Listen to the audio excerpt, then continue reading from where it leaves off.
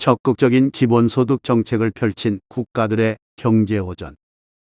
미국, 캐나다, 일본 등은 코로나19 팬데믹 동안 대규모 재정 지출 프로그램을 통해 경제적 충격을 완화하려 노력했습니다.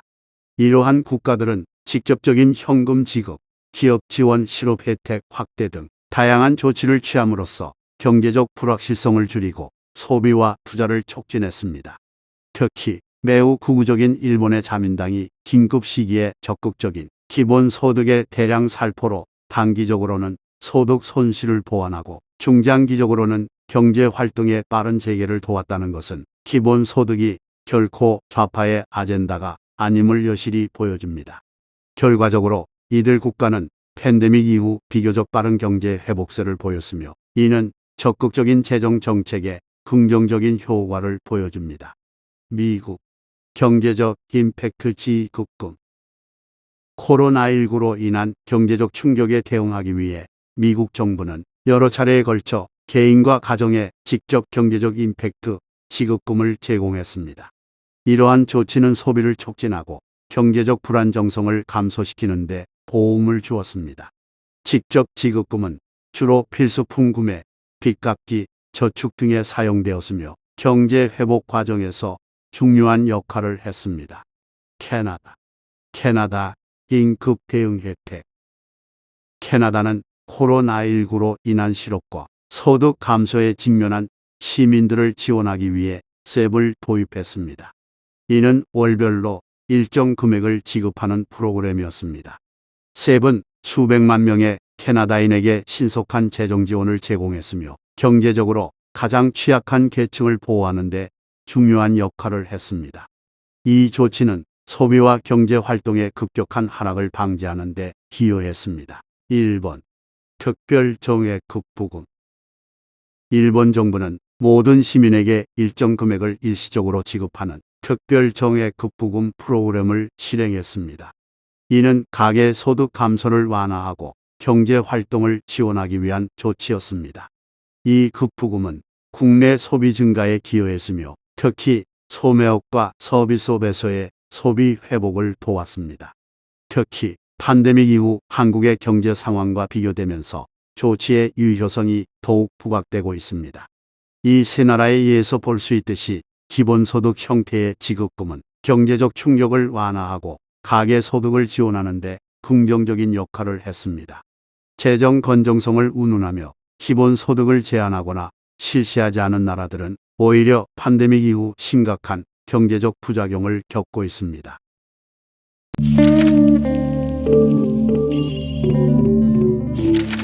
한국의 보수적 재정 정책과 경제 악화.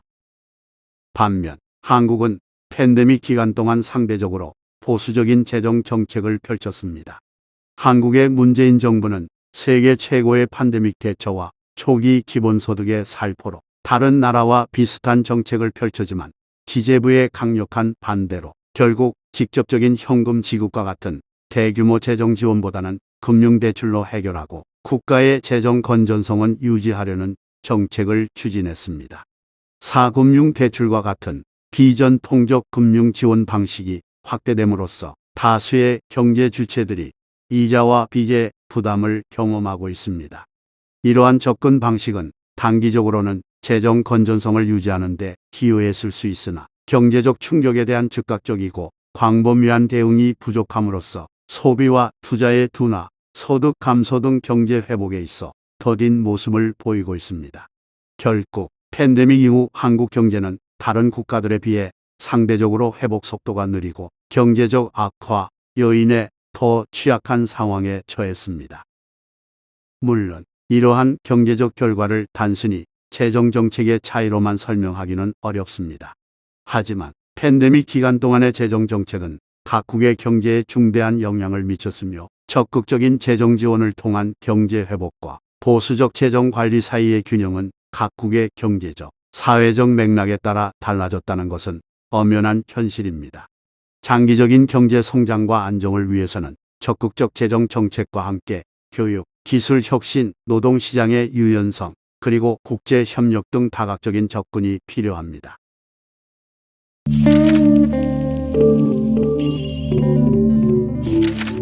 기본소득의 필요성. 기본소득이란 모든 시민에게 조건 없이 정기적으로 지급되는 금전적 지원을 의미합니다. 이는 개인의 기본적인 생활을 보장하고 사회적 불평등을 완화하는 데 목적을 두고 있습니다.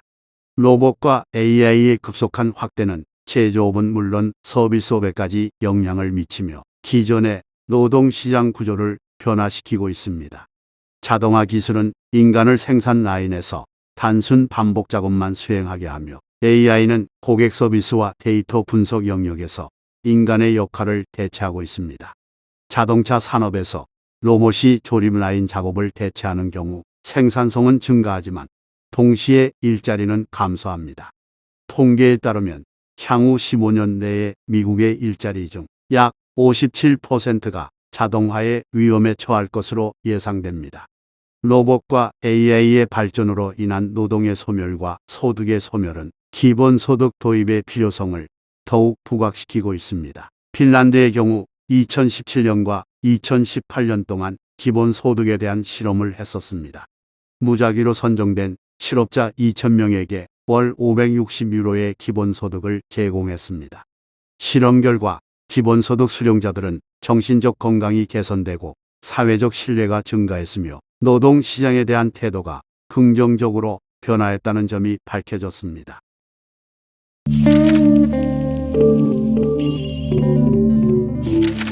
기본소득의 한계.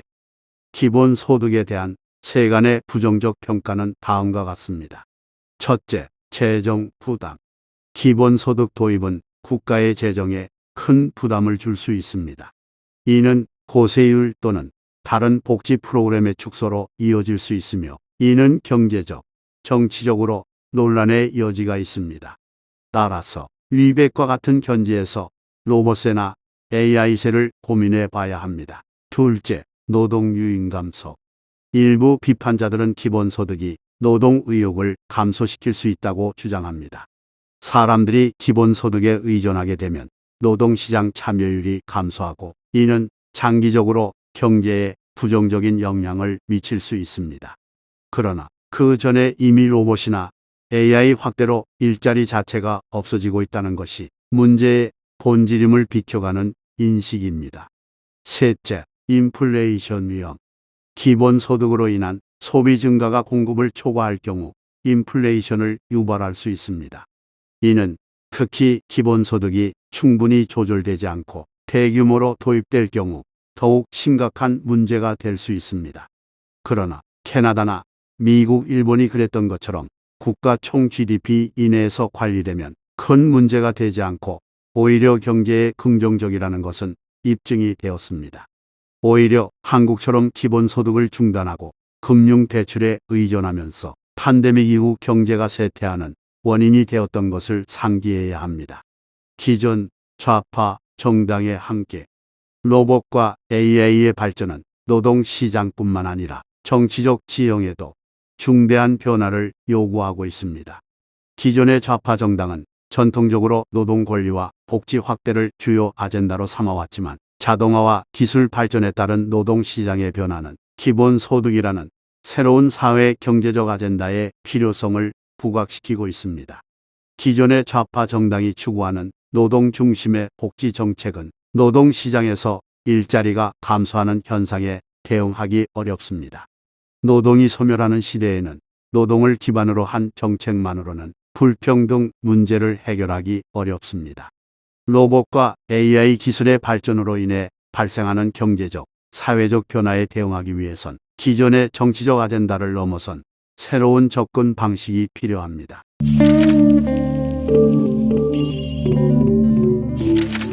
우파 정당과 기업의 혁신 요구. 우파 정당.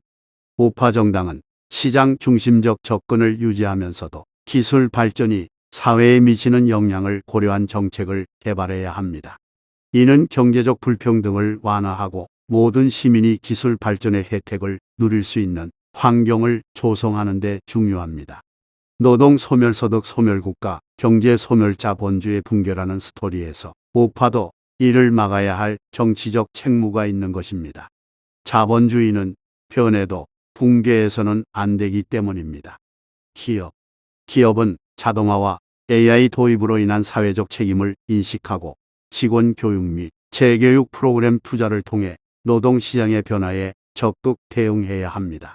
또한 기업은 지속 가능한 발전과 사회적 가치 창출을 위해 임금을 줄이거나 없애는 대신 기본소득의 물적 기반이 되는 로봇세나 AI세 등에 적극적으로 참여해야 합니다. 국가의 GDP 내에서 기본소득 등의 적극적인 재정 정책은 정부의 수익과 지출을 통해 경제를 안정시키고 성장을 촉진하는 주요 수단입니다. 경제가 침체기에 있을 때 정부는 증가된 지출이나 감세를 통해 수요를 촉진하고 경제 활동을 자극할 수 있습니다. 이는 실업률 감소와 경제 성장을 도모할 수 있습니다. 특히 팬데믹 기간 중 극단적으로 갈렸던 나라들의 정책을 비교해 보면 보물 같은 경험들을 얻어낼 수 있습니다. 적어도 중진국, 선진국 수준의 자본주의 경제에서 국가 총생산 이내에서 관리가 된다면 사금융의 대출 확대 정책을 통해 문제를 해결하는 것보다 기본소득 형태가 경제에도 훨씬 좋다는 것이 입증되었습니다. 극우 자민당이 기본소득을 살포했고 진보 정원인 문재인 정권이 기본소득을 중단하고 대출 확대로 돌아선 현실은 의미하는 바가 큽니다. 30년 만에 일본의 경제 성장률이 한국을 앞질렀고 30년 만에 소니가 처음으로 삼성의 영업이익률을 앞섰습니다. 기본소득 정책은 좌파의 아젠다도 우파의 아젠다도 아닙니다. 근대 정치의 한계인 좌파나 우파의 틀을 넘는 새로운 아젠다입니다. 인류의 미래, 노동의 미래, 소득의 미래를 심각하게 받아들이며 국가 국민 기업의 사회적 대타협으로 기본소득이 도입되어야 합니다. 그러지 않으면 노동의 소멸, 소득의 소멸, 국가 경제의 소멸, 자본주의의 붕괴라는 지옥 같은 근미래를 막지 못할 것입니다. 자본주의의 붕괴 앞에서 좌나 우는 없습니다.